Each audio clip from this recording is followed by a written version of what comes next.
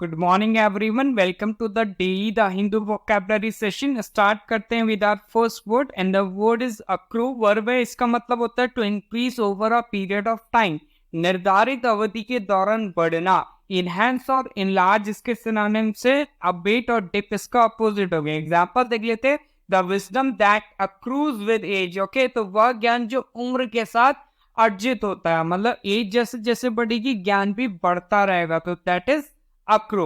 आगे बढ़ते हैं विदाउट फ्रेजल वर्ब। आगे बढ़ने से पहले आप सभी से मेरा रिक्वेस्ट है, चैनल को सब्सक्राइब कर लेना है, बेल आइकन को जरूर प्रेस कर लेना है। जॉट समथिंग डाउन, इसका मतलब होता है to write something quickly on a piece of paper so that you remember it.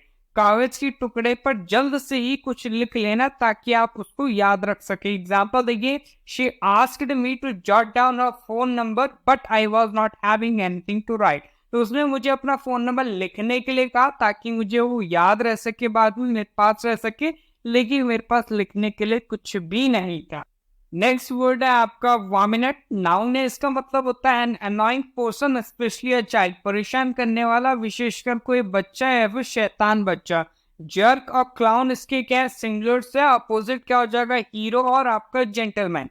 Example देख लेते हैं, my friend try to catch the varmint that was stealing his tomatoes but it turned out to be a sneaky squirrel. Okay, तो मेरा जो दोस्त था ना, उसके टमाटर को चुरा रहा होगा, तो उसने क्या करा भाई, आपका मतलब जो शैतान था, विशेषकर जो शैतान बच्चा है भाई, ओके, तो उसको वामिनेट कहा गया है यहाँ पे। उसको पकड़ने की कोशिश करी, लेकिन वह क्या थी, एक गिलहरी निकली। ओके, आगे बढ़ते हैं। नेक्स्ट है आपका फ्रेजल वर्ब। मैं फिर से कहती हूँ, चैनल को सब्सक्राइब कर लो, बेल आइकन को प्रेस कर लो भाई।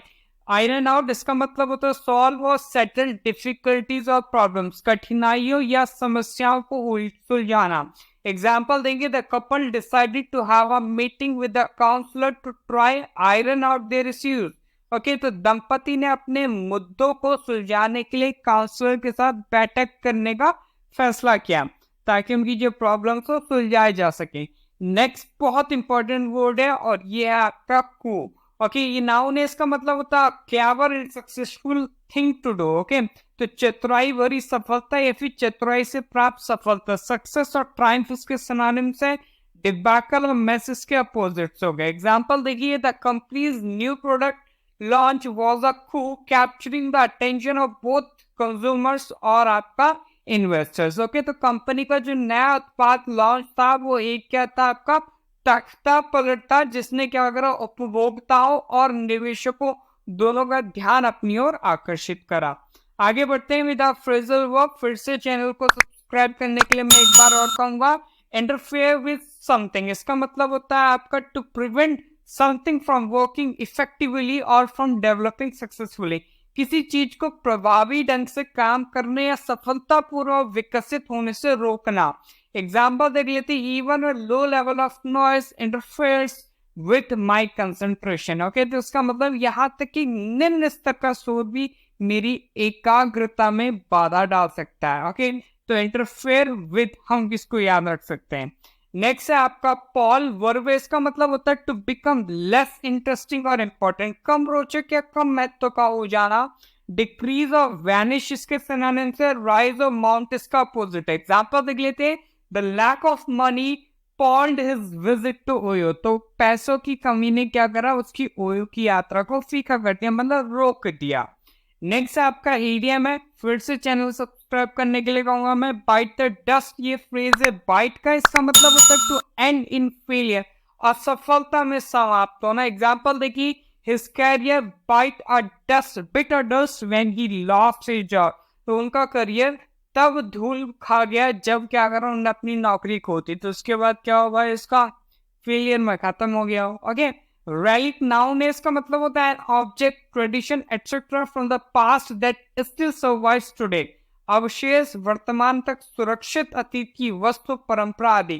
फ्रेज और रेमनेंट इसके सिनोनिम्स। एग्जांपल देख लेते हैं आपका, during the dig the archaeological team found some relics from the Stone Age, तो खुदाई के दौरान पुरातत्व टीम को पाषाण युग के कुछ अवशेष मिले हैं। नेक्स्ट आपका ईडीएम है। फ्रेज है बेसिकली ब्लश का, एट फर्स्ट ब्लश, इसका मतलब होता है एट द फर्स्ट ग्लिम्स और इंप्रेशन, पहली झलक या पहली छाप पर। एग्जाम्पल देखिए, at first blush the proposal seems ridiculous. Okay, तो प्रथम दृष्टया जो प्रस्ताव था वो हास्यास्पद लग रहा था। मतलब क्या, मतलब हंसी आ रही थी उस पर, ऐसा लग रहा था प्रपोजल। नेक्स्ट जो वर्ड है वह आपका डिस्कस। नाउन है, इसका मतलब होता है a long and serious discussion of a subject in speech और राइटिंग। किसी विषय पर गंभीर चर्चा, भाषण या फिर आपका लेख के माध्यम से। कन्वर्स और डायलॉग इसका सिनोनिम से। एग्जांपल देख लेते, these ideas have been part of the public discourse for years. Okay, तो इसका मतलब ये जो विचार है ना, वर्षों से सार्वजनिक प्रवचन का हिस्सा रहे, सार्वजनिक डिस्कशन का हिस्सा रहे। नेक्स्ट आपका एक और आपका ईडियम है ब्रेड एंड बटर। ये नाउन की तरह में से यूज करते हैं। इसका मतलब होता है जॉब और activity that provides you with the money you need to live. एक नौकरी या गतिविधि जो आपको जीने के लिए आवश्यक धन प्रदान करती है। एग्जाम्पल देख लेते हैं, gardening is my bread and butter right now. तो बागवानी क्या है आपकी, मेरी अभी रोटी रोजी है, रोटी और मक्खा नाम ये कह सकते हैं। स्टर्न एडजेक्टिव, इसका मतलब होता है वेरी सीरियस और नॉट स्माइलिंग, कठोर, बहुत गंभीर, मुस्कान रहित। स्ट्रिक्ट और हार्श इसके सिनोनिम से जेंटल और लीनियंट इसका अपोजिट है। एग्जांपल देख लेते हैं आपको, journalist received a stern warning not to go anywhere near the battleship. तो पत्रकारों को युद्धपोत के आसपास जाने के लिए कड़ी चेतावनी दी कि भाई नहीं जाना वरना खदेड़ दिए जाओगे। नेक्स्ट आपका स्टेटमेंट है, a set of ideas which form the basis for a political और इकोनॉमिक सिस्टम। एक किसी राजनीतिक या आर्थिक प्रणाली के आधार में स्थिर विचारधारा, तो उसको हम कहते हैं आपका आइडियोलॉजी। ओके, ध्यान रखिए। एग्जांपल देखिए, my life's ideology is to avoid all ideologies. Okay, तो इसका मतलब मेरी जीवन की विचारधारा, सभी जो विचारधाराएं हैं ना, उनसे बचना है। आगे बढ़ते हैं। नेक्स्ट आपका वर्ड है ट्रिकल। वर्ब इसका मतलब होता है it is used about a liquid to flow in a thin line. द्रव का बूंद बूंद टपकना। ड्रिप ऑफ फ्लो सिनोनिम से स्पोर्ट इसका अपोजिट हो गया। एग्जांपल देख लेते हैं आपका, rain drops trickle down the window. तो बारिश की बूंदें खिड़की से टपक रही थी।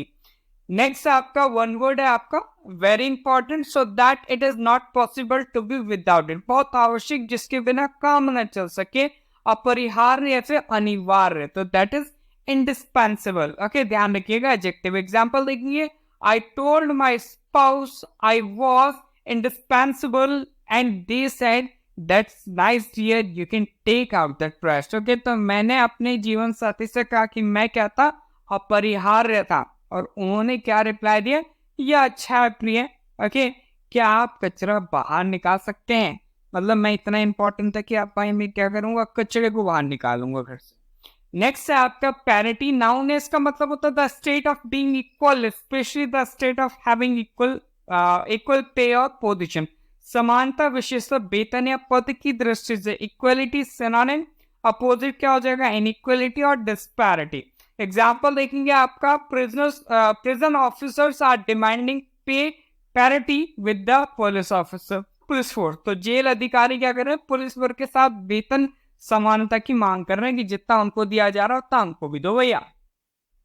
वन वर्ड है हमारे पास, not loud enough to be heard. Okay, तो जो जल्दी या आसानी से ना सुनाई पड़े, तो that is inaudible. Okay, adjective. Example देखिए, I am so inaudible that even Siri can't understand me. तो मैं इतना क्या हूं आपका, वी कैसे आपका अश्रव्य हूं, या फिर आपका मैं, मेरी आवाज इतनी भी नहीं सुनाई दे रही कि सिरी भी मुझे समझ सके। ओके, आगे बढ़ते हैं। नेक्स्ट है आपका हैफ्ट। वर्ब इसका मतलब होता है लिफ्ट और कैरी समथिंग हैवी, उठाना, ढोना, कुछ भारी। लिफ्ट और रेस सिनोनिम से। लोअर और ड्रॉप इसका अपोजिट। एग्जांपल देखिए, he lifted crates and hefted box. तो उसने क्या करा, टोकरे उठाई और बक्से, भारी बक्से भी उठाए। नेक्स्ट है आपका सैप। वर्ब इसका मतलब होता है टू मेक समबडी और समथिंग वीकर, और we can say to destroy something gradually, किसी को कमजोर करना या फिर धीरे धीरे नष्ट करना। वीकन और वेस्ट सिनोनिम से। एनर्जाइज और फोर्टिफाई इसका अपोजिट। एग्जांपल देखिए, years of failure have sapped him of his confidence। तो वर्षों की असफलता ने क्या करा, उसका आत्मविश्वास छीन लिया है। तो ये तो था आज का वोकैबुलरी सेशन। आई होप आप सभी ने एंजॉय करा होगा। सेशन को लाइक करें, शेयर करें, चैनल को सब्सक्राइब जरूर करें। मिलते हैं in the next section. Till then, जय हिंद, जय भारत।